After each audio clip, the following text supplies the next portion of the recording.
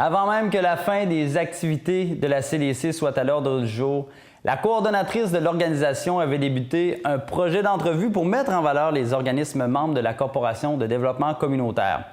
On vous présente donc la seule entrevue qui a été réalisée dans le cadre de cette initiative, un entretien avec Ronald Asselin de la Friperie de la Côte. Bonjour, Monsieur Asselin. Bonjour, bonjour. Ça me fait plaisir de vous rencontrer chez vous, à la Friperie de la Côte. Alors, c'est vraiment un endroit que plusieurs personnes connaissent, mais plusieurs autres personnes ne connaissent pas encore. Et j'aimerais ça que vous nous parliez un peu de la friperie. D'abord, la friperie, elle est située au 11 186 de l'avenue Royale à Beaupré, en plein centre-ville. Elle existe depuis 7 ans. Et nous avons une mission. Je ne peux passer à côté de ça. Notre mission veut dire donner. On donne d'abord une deuxième vie à des meubles, à des vêtements, à des jouets, de la vaisselle, tout ça. Mais aussi, on donne une deuxième vie. On donne aussi à des gens qui sont dans le besoin. Et cette aide-là que l'on fait, on le fait en argent, d'abord, par nos surplus. Dans 6 ans, nous avons donné à des organismes ici autour aux alentours de 27 000 en argent. Évidemment, la plupart de ces organismes-là sont les 6 Saint-Vincent-de-Paul, de Saint-Tite-des-Capes jusqu'à Château-Richer. Mais on donne aussi ailleurs. Si je comprends bien, excusez-moi, l'argent recueilli de la vente des meubles et des vêtements et de tout ce que vous avez comme matériel ici est retourné à la communauté. Et en même temps, elle vient de la communauté. Parce que ce que l'on vend, c'est ce que l'on reçoit de la communauté qui nous entoure. Alors, c'est comme une chaîne de montage. La communauté nous donne. Nous, on fait un tri, on répare, on lave du linge s'il faut, on le classe, on l'étiquette, puis on le met en vente. On le vend peu cher, mais cet argent-là, de toute manière, elle va retourner à la communauté, de toute façon.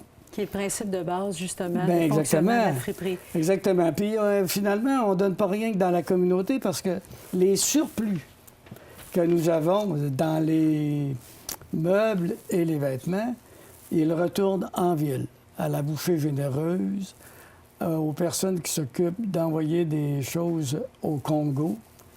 On donne à l'Aube-Rivière, on donne à Ordi-Livre. On a un monsieur qui vient chercher les livres, les morceaux d'ordi, les ordis qu'on a, et qui, lui, réussit à faire fonctionner ça autrement.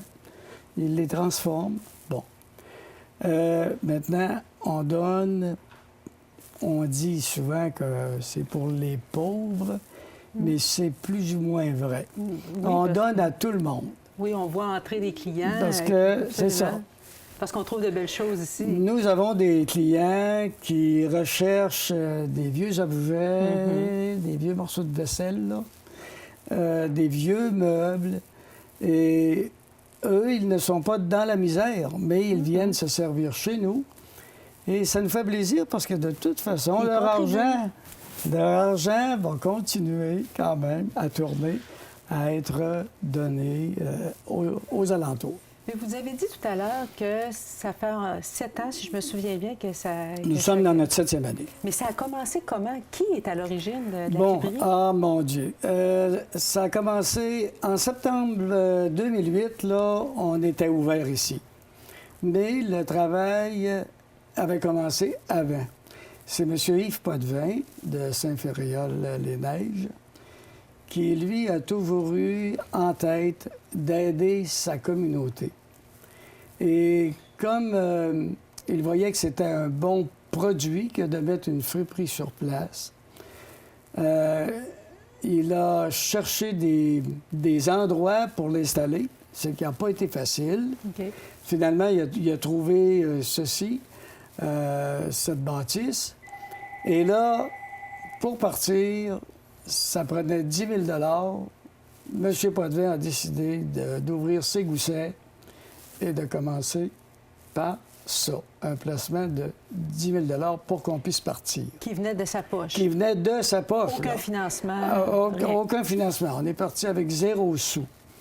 Les 2-3 premières années ont été plus difficiles parce qu'on a des achats à faire. Les bacs en arrière, il faut les louer, il faut les acheter. On a l'entretien, on a les assurances des bénévoles, la location, bon, enfin. Alors, ça a été un peu plus dur, mais depuis 3 ans, bien là, on peut donner, on peut remettre de l'argent à la communauté.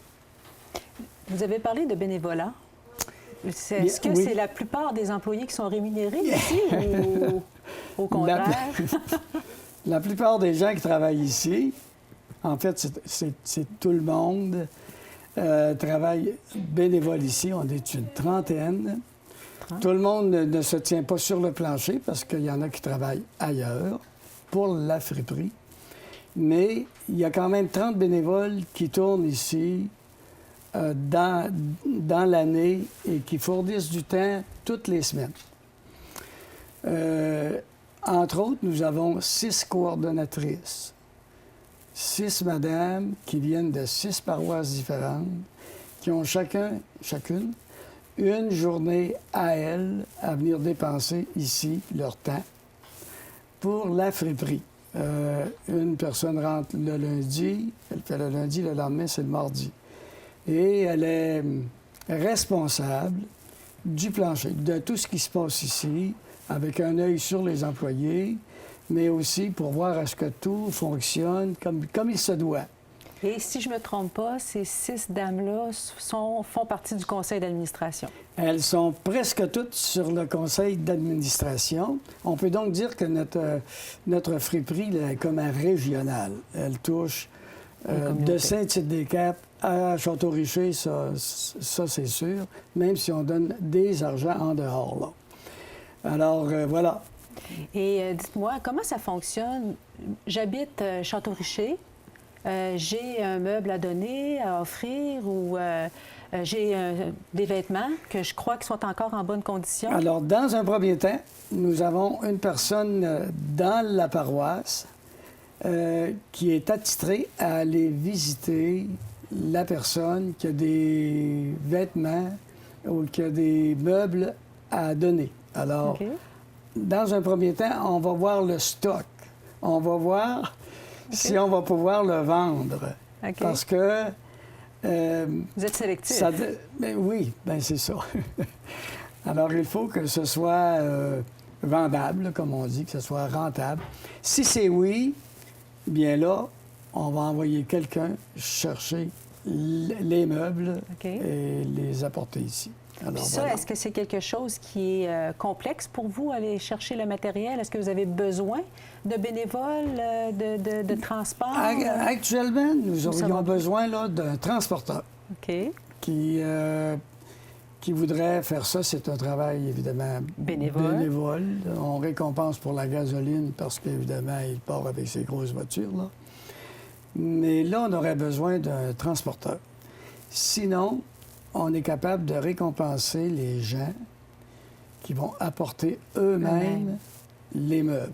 Ce qu'on donnerait aux transporteurs, on va leur donner à eux.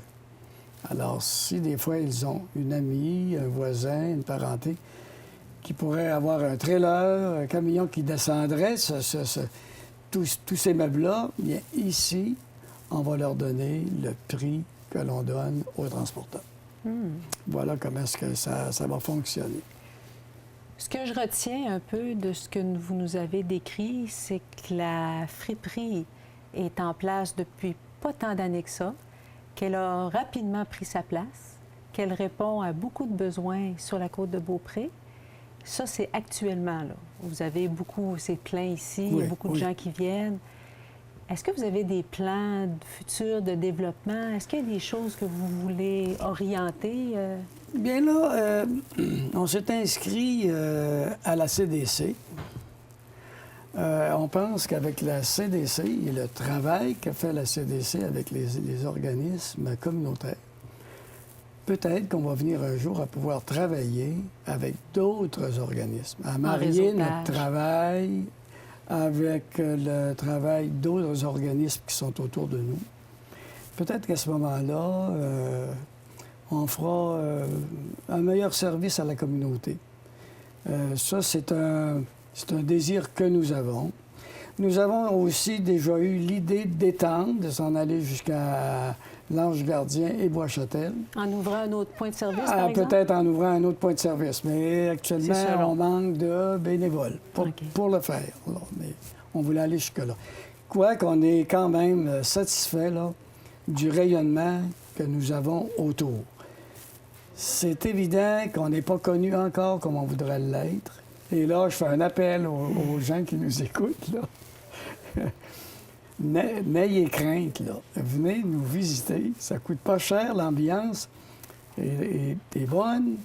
Vous pouvez jaser. Puis, en plus, si vous nous écoutez et que vous avez des choses à donner, bien, apportez-les ici. Avec ça, nous allons aider votre communauté.